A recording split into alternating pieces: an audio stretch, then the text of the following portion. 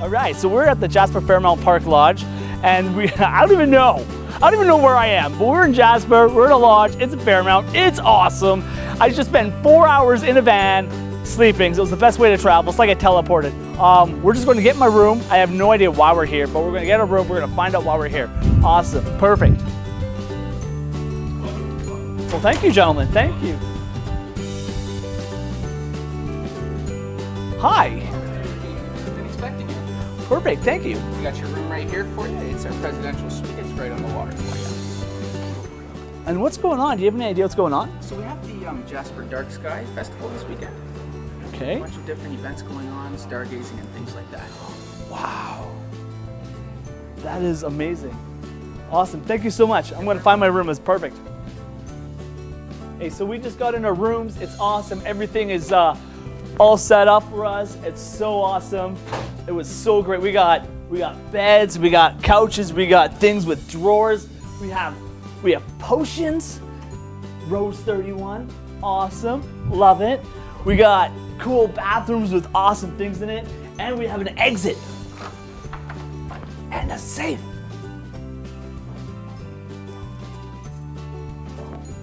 Save that for later. We have light switches. We got neighbors. A big step.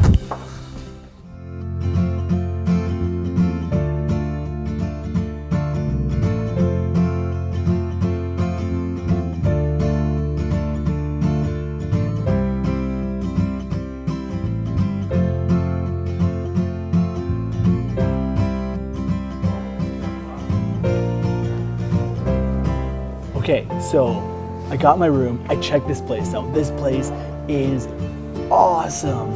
Now I just gotta find someone who knows what's happening, and so people don't know that I don't know what I don't know. So check back with me in a second, and we'll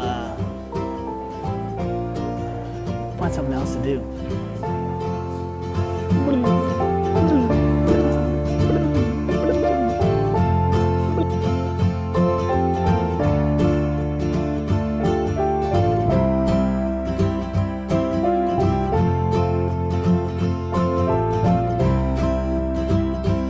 So I think I found someone that might know what's going on. Here with me is Don Didick.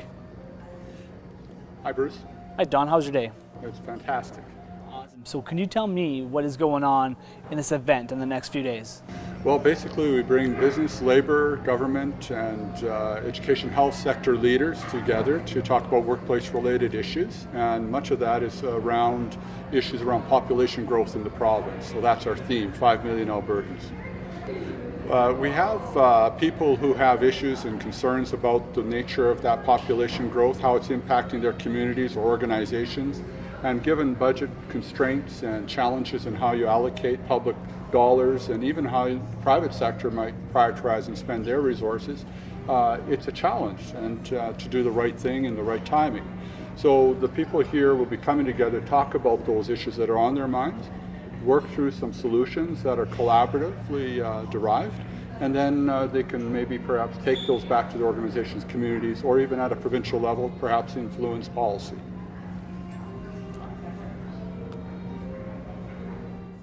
Hi, I'm Bruce. Hi, Bruce. You are Ed? I'm Councillor Ed Gibbons. You're what? Councillor Ed Gibbons from Councillor. Councillor Ed Gibbons from the City of Edmonton. Well, welcome, welcome. What are you expecting out of this event? Well, I'm quite surprised so far. I know a lot of people here. It's just, I came to talk and give a presentation on infrastructure. At the same time, I'm looking at a lot of people around the room. Some of what I'm going to say is going to go over very well, and some might not go over very well. Depends on whether you're on the labor side. And but it's a fact of life that the question is, how can we work going into the future on infrastructure? Do we do it on P3s? Do we do it? How do we get more money from the province and the feds and everything? So moving infrastructure forward is very, very important. And but how do we pay for it? Another 1 million people within 10 years. That means an awful lot of big urban centers. Urban centers need money to put in the roads, the infrastructure, the sewer, the water, build fire halls, fire police stations, everything like that. And it costs money. Where's it come from?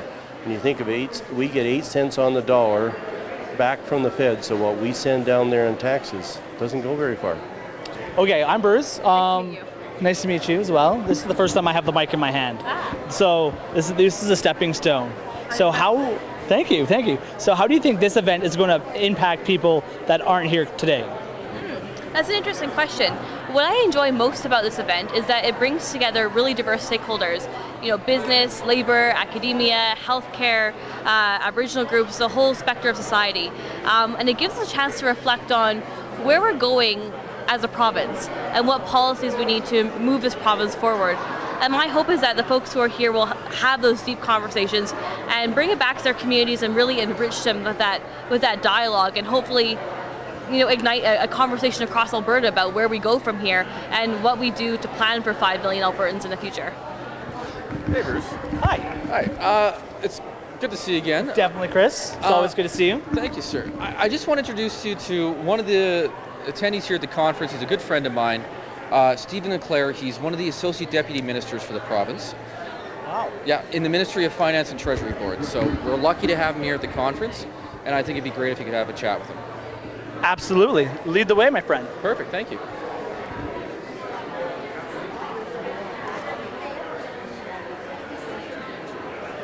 Could we bother you for a second? Hello. Well, hello. How are you doing? Fine, thanks. You kind of look like Bruce Willis No. when he's going to be 20 years younger. I like my face. So how's your day? Oh, really good. Awesome. So what kind of I don't even know what to ask you. There's so many things you're doing, so many great stuff. What kind of stuff are you doing right now?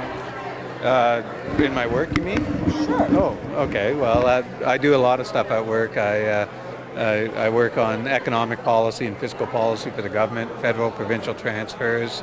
I look at efficiencies in government, stuff like that. So, Awesome. And what do you want to take out of this event? well, given what the topics are about looking towards the future, looking at our human capacity, our infrastructure needs and stuff like that, I'm hoping to get a bunch of views from different people from a bunch of different sectors that I can then apply back, take it back to my office and stuff, and sort of educate everybody on, a sort of different view from what I'm normally seeing at work. Well, I work for the government of Alberta, so I do a lot of stuff around economic policy and that, but it's mostly the people I talk to are internal to government. I get out and I talk to some of the stakeholders in the energy industry, and I talk to some of the stakeholders in the financial industry. There are some of them here, but there's a much more diverse group of people here. And so that's what I'm hoping the differences be, is looking at a much more diverse group of people here. And so can this event help change policy? Oh yes it can. The first speaker of the event, he was Phil McRae was quite interesting in talking about how diversity can influence you and make you more intelligent. So I guess I'm hoping to be more intelligent after this event, because even before the dinner and that, I was talking to a person that deals with a nonprofit organization for the underprivileged, somebody from the Alberta Teachers Association. Those are different points of views that I don't normally get, and it can only help me in my job.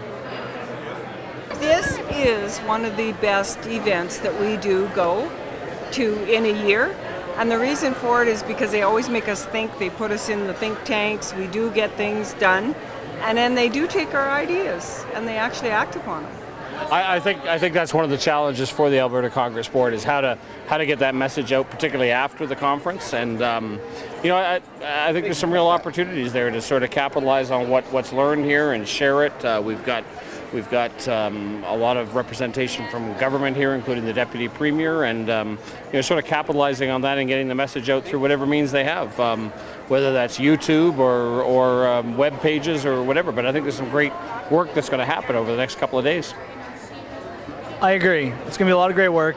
And 5 billion people. What do you think about that?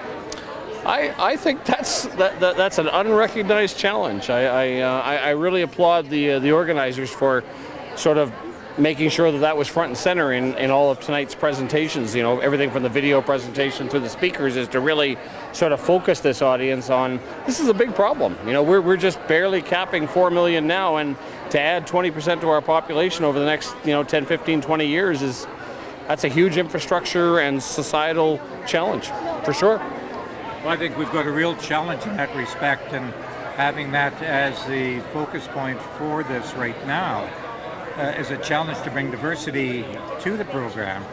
And what are we going to do from an education point of view? What are we going to do with our infrastructure? How will we support this? How will we finance it? How will we make sure that we have the quality of life that we have at present?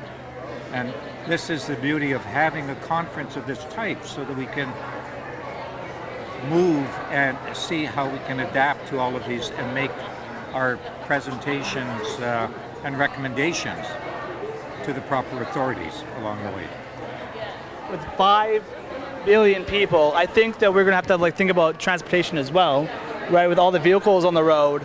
And now I think today is the time where we got to have flying cars, so rush hour traffic, instead of being double lane, to be dual layered, right? You know what I mean? You know, I drive that Edmonton-Calgary corridor all the time. It's unbelievable the amount of the traffic that's on it, and I still can't believe it's not a triple lane. And yet, you know, we have to think of the future. And is cars really the way to go? Should we not have a high-speed rail link between Edmonton and Calgary and cut this down to a couple of hours? You know, there's some real interesting challenges. No,